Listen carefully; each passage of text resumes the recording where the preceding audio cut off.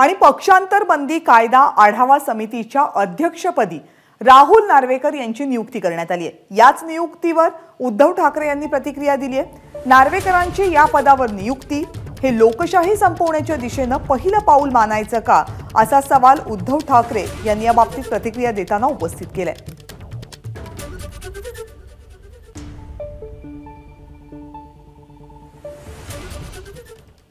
आपल्या प्रतिक्रियेमध्ये उद्धव ठाकरे नेमकं काय म्हणाले बघूया। पक्षांतर बंदी कायदा समितीच्या अध्यक्षपदी नार्वेकरांची नेमणूक हे लोकशाही संपवण्याच्या दिशेने टाकलेलं पुढचं पाऊल मानायचं का? महाराष्ट्रामध्ये नुकताच परिशिष्ट 10च्या चिंधड्या उडवून जो उफराटा निर्णय नार्वेकरांनी दिला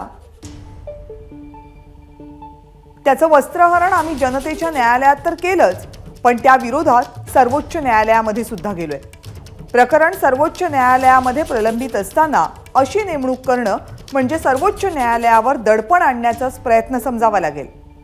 आम्ही सर्वोच्च न्यायालयाहून मोठे आहोत, आम्ही म्हणू तेच संविधान आणि म्हणू तोच कायदा असेल असं म्हणणारे कुणीही असले तरी त्याला डॉक्टर बाबासाहेब आंबेडकरांनी दिलेल्या संविधानाची आणि लोकशाहीची ताकद दाखवावीच लागेल। अन्यथा या देशामध्ये लोकशाहीची हत्या होऊन बेबंदशाही येईल।